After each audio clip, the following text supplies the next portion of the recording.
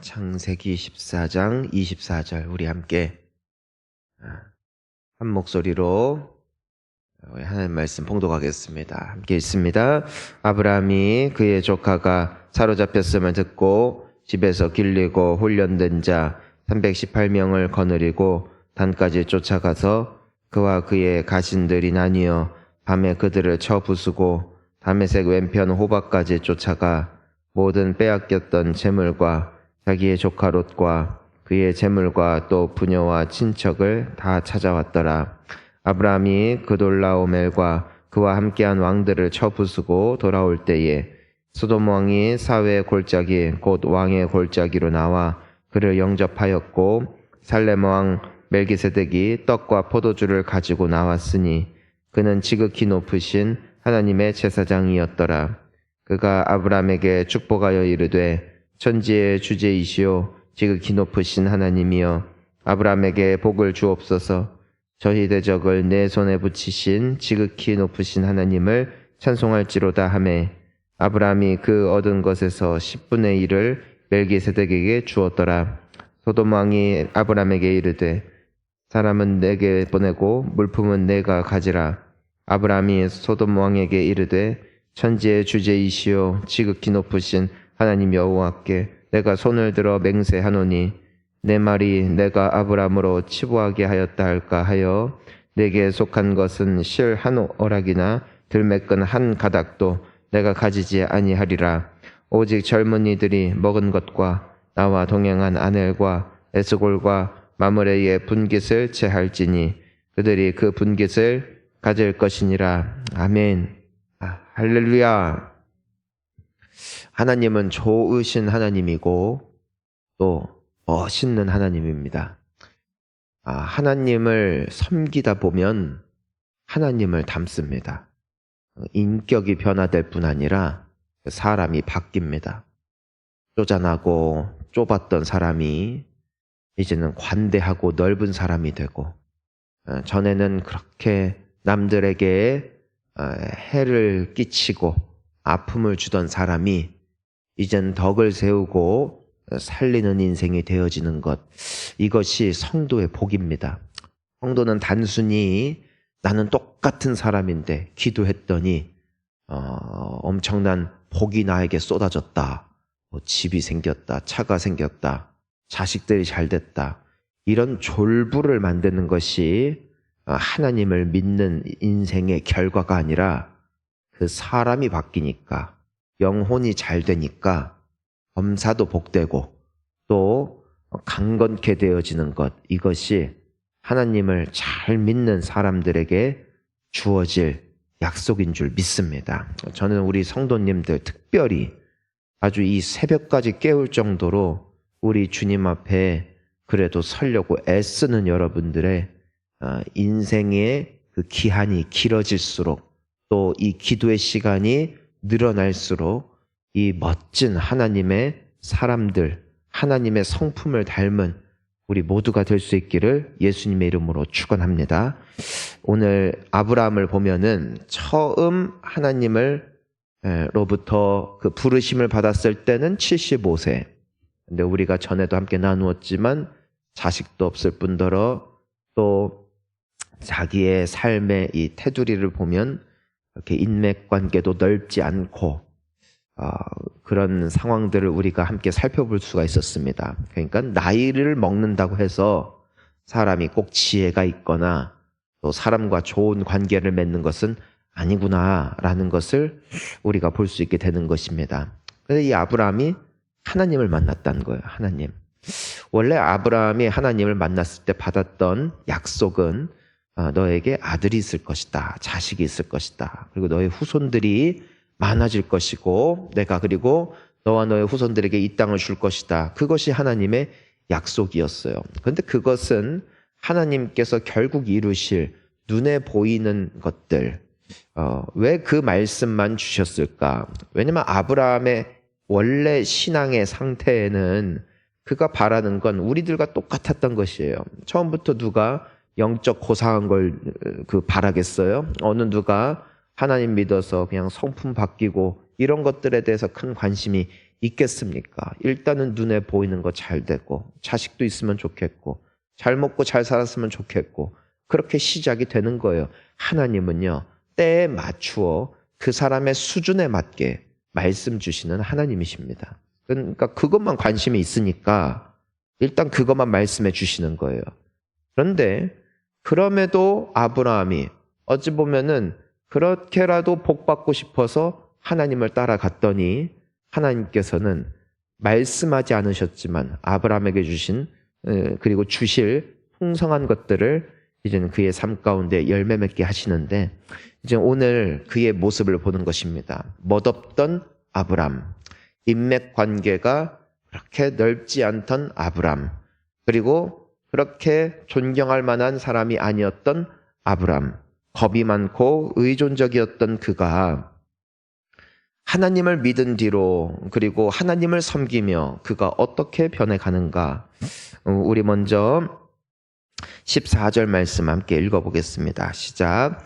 아브라함이 그의 조카가 사로잡혔음을 듣고 집에서 길리고 훈련된 자 318명을 거느리고 단까지 쫓아가서, 자, 이제는 연합군들 간에 이 전쟁이 붙었는데 그 중에는 그 소돔 왕, 즉 그 조카 롯이 본인이 이제는 살기로 결정했던 그 나라도 그 전쟁 참전국 중에 하나였습니다. 그런데 진 거예요, 진 거. 그래서 그 도시도 다 약탈을 당하고 그 중에는 이 조카 롯도 포함이 되어 있었다.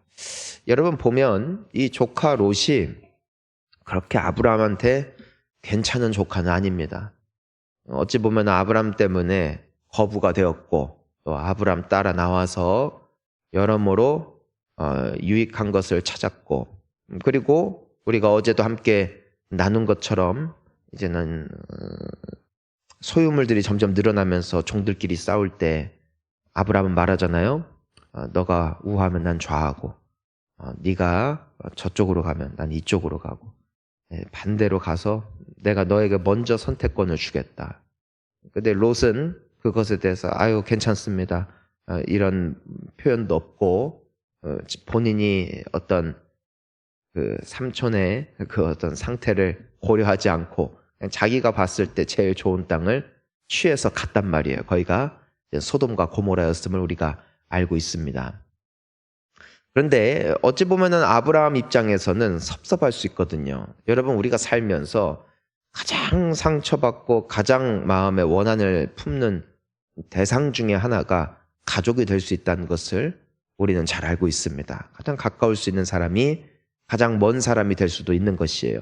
아브라함 역시도 원래 그의 성품이나 그의 여러 인맥 관계나 이런 것들을 보면은 이제 그도 그렇게 될 수 있는 충분한 여지가 있는 사건이었다는 것이죠. 고생한다는 소식 듣고 그 자식 뭐 그럴 수 있지 하고 넘어갈 수 있는데 오늘 말씀을 보니까 그는 어떻게 합니까? 그런 사사로운 거 다 신경 쓰지 않고 바로 자기가 집에서 길리웠던 군대를 데리고 가서 그 롯을 위해서 싸워주고, 그리고 결과적으로 그 롯을 구출하고 그가 빼앗겼던 모든 소유물도 가지고 오는 이 멋진 모습을 우리가 볼 수 있게 되어지는 것이죠. 넓은 마음을 소유한 거예요. 원래 좁은 마음, 또 작은 것에도 속이 상하고 인색했던 그가 이젠 사사로운 소소한 것 때문에 상처받고 그것 때문에 꿍 하는 것이 아니라 넓은 마음으로 그것을 품고 또 오히려 돕는 이 대장부다운 모습을 우리가 볼 수 있게 되어지는 것입니다. 사랑하는 성도님 여러분, 우리의 마음이 이와 같이 넓은 마음 될 수 있기를 주의 이름으로 축원합니다. 작은 것 때문에 싸워요, 사람은. 째째해지고, 하지만 성령 충만하시고 예수 잘 믿어서 예수님의 마음 품기를 주의 이름으로 축원합니다. 예수님 얼마나 마음이 넓으신지, 그분을 정말 알아보지 못하고 욕하는 사람들, 또 끝까지 예수님 앞에 정신 못 차리고 싸우던 제자들, 또 예수님 십자가에 못 박히실 때 조롱하던 그 모든 군인들, 예수님은 어떻게 하세요? 그분은 넉넉하게 용서해 주세요. 넉넉하게 넘어가 주세요. 베드로가 배신했음을 알면서도 먼저 찾아가 주시고, 또 제자들이 다 숨어 있을 때도 먼저 가서 따지는 것이 아니라 평강이 있을지어다 말씀하실 때 그분은 참 대장부예요. 넓은 분이에요. 넓은 분. 여러분, 넓은 사람 되시기를 축복합니다. 예수 잘 믿으면, 예수님이 내 안에 계시면 그분의 마음이 나의 마음이 되고 그분의 생각이 나의 생각이 되는 놀라운 기적을 누리게 될 줄 믿습니다. 자, 그게 먼저 우리가 볼 수 있는 첫 번째 모습. 자, 두 번째.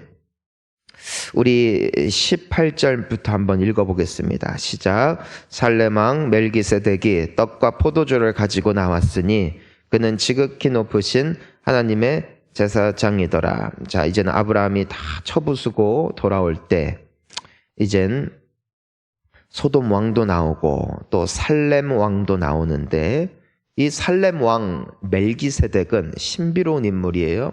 이 사람은 성경에서도 정확하게 어떤 인물인지 조명해 주지 않지만 여기 창세기에서 그리고 히브리서에서 한번 언급이 된 살렘 왕입니다. 그런데 그에 대해서 알 수 있는 게 뭐냐면은 그는 누구다? 지극히 높으신 하나님의 제사장이었다. 제사장.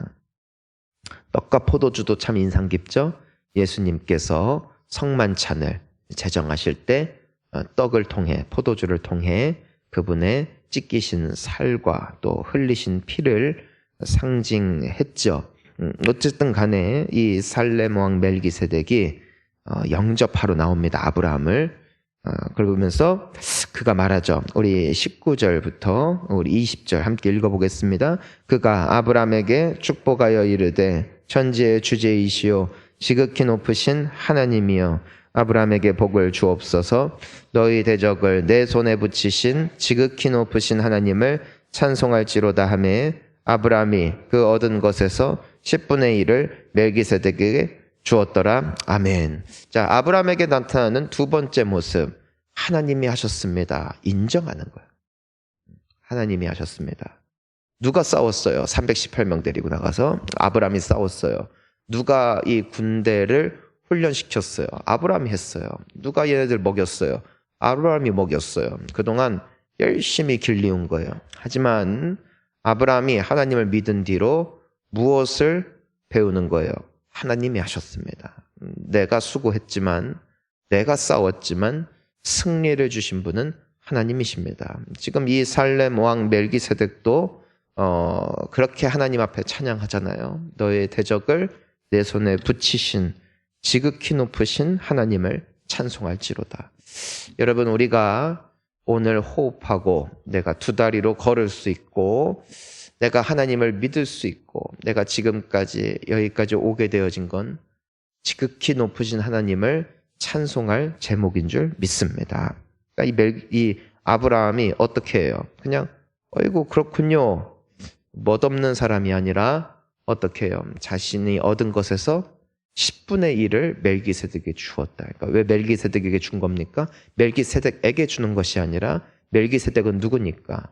하나님의 제사장이니까 멜기세덱에게 주었으면 곧 누구에게 드린 것이다? 하나님께 드린 것이었다. 우리가 이제 11조를 놓고 우리는 막 설왕설래합니다. 뭐 11조를 드리네 마네, 돈이 있네 없네. 아직은 멋이 없어요.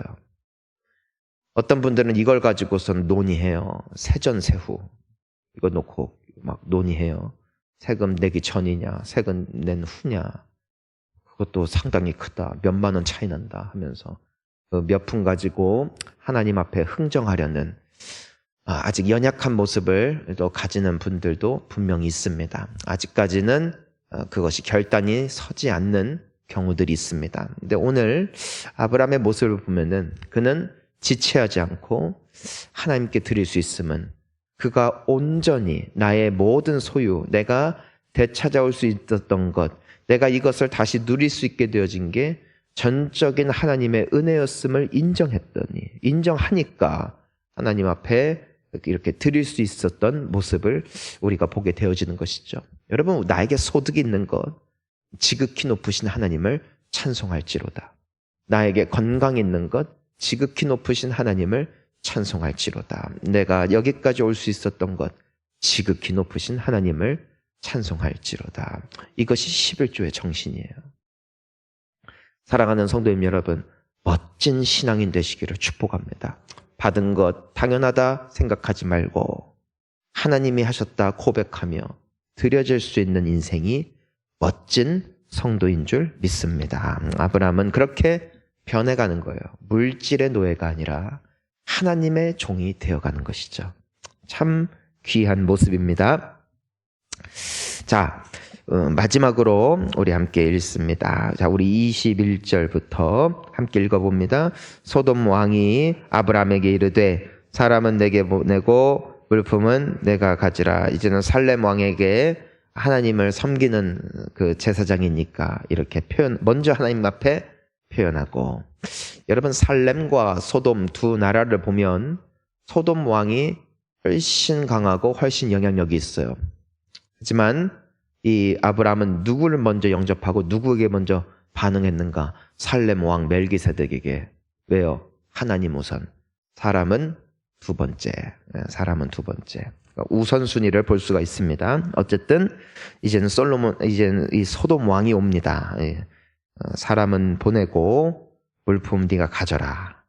그랬더니 아브라함 표현을 봅니다. 자, 우리 22절부터 쭉 읽어봅니다. 아브라함이 소돔 왕에게 이르되 천지의 주제이시오 지극히 높으신 하나님 여호와께 내가 손을 들어 맹세하노니 내 말이 내가 아브라함으로 치부하게 하였다 할까 하여 내게 속한 것은 실 한 오락이나 들매끈 한 가닥도 내가 가지지 아니하리라. 오직 젊은이들이 먹은 것과 나와 동행한 아넬과 에스골과 마므레의 분깃을 제할지니 그들이 그 분깃을 가질 것이니라. 아멘. 자, 따라해 보겠습니다. 자족하는 은혜. 그러니까 하나님이 내게 주신 것만으로 나는 족하다. 사람이 욕심 부리면 그때부터는 거짓말을 하고 그때부터는 더러운 돈을 만지게 됩니다. 또 그릇된 관계, 그리고 속이며 이득을 취하게 됩니다. 멋없는 모습입니다. 멋없는 모습. 돈으로 엮이고 물질로 엮이면 사람은 치사해지기 마련이고 또 거기에 매이게 됩니다. 아브라함은 하나님이 주신 것으로 만족할 줄 아는 멋진 사람이 되었어요. 자족하는 것. 다른 사람들과 비교하는 게 아니라, 더 많은 것을 욕심내는 게 아니라 내게 주신 분량에 맞게 사는 것. 이것이 아브라함이 하나님을 믿은 이후로 변화되어진 그의 멋입니다. 세상은 끊임없이 더 많은 것을 추구해요. 만족이 없어요, 만족이. 오죽하면은 잠언 말씀을 보더라도 거머리가 다오다오 한다고 계속해서 그 피를 빨아먹는 거머리처럼 몸이 원래 몸에 몇 배로 퉁퉁 불어도 계속해서 그 피를 빨아먹는 거머리처럼 우리 인간의 욕심은 끝이 없죠, 끝이. 만족할 줄 모르고. 여러분, 문명이 발달하고 과학이 발전하는 그 가장 큰 원동력이 무엇일까? 만족이 없다. 만족이 없다. 더 정교하게, 더 많이, 더 오래 사람들은 이젠 100세 시대를 향해 달려가고 있고 더 높이 암도 정복하려고 하고 이 세상의 모든 문제 그리고 더 많은 돈, 더 많은 성장. 우리나라의 경제 지표가 세계 6위가 됐다는데 끊임없이 미친 듯이 이래요. 끊임없이. 만족이 없어요. 만족이. 계속 올라가야 돼. 이미 좋은 나라인데 우리에게 없는 하나님이 우리에게 주신 분깃이 있거든요. 분량이 있거든요. 다 가진 곳은 없어요. 여러분, 미국이라고 다 가졌겠어요? 미국의 가장 무서운 게 제가 보니까 그 중에 하나가 두 가지가 있어요. 하나는 총기요. 하나는 또 자연재해예요. 우리나라의 총기 이거 풀리면은 아마 다 지금쯤 다 가셨을 거예요. 대부분 운전하다 갔을걸? 그냥 12급 붙어서 이웃집이랑 같이 가고 특별히 위아래층이랑 같이 갔을 거예요. 예, 층간소음 때문에 다 쌌을 거예요. 그것도 하나님이 적절히 주셨어요. 자연재해 어제 우연히 옛날 얘기하다가 저희 살던 동네에도 토네이도가 자주 왔거든요. 허리케인도 오고 얼마나 짜릿한 줄 아세요? 토네이도 보셨어요? 즐거워요. 빙빙 돌거든요. 다 날아가요. 박살이 납니다. 그러면은 기분이 아주 좋을 거예요. 그거는 얘네들도 컨트롤 못해요. 사람은 아무리 강해도 자연은 못 막거든요. 그런데 우리나라는 거기까지는 안 갔죠. 예, 그러니까 이 세상에 절대적인 낙오는 없어요. 근데 만약에 미국이 우리나라 보면서 저기에는 자연재해 없는데 왜 우리만 있냐 하면서 불평한다 생각해 보세요. 얼마나 유치해요. 자기들에게 주어진 좋은 것들이 있잖아요. 우리는 우리나라를 보면서 얼마나 치안이 좋아요.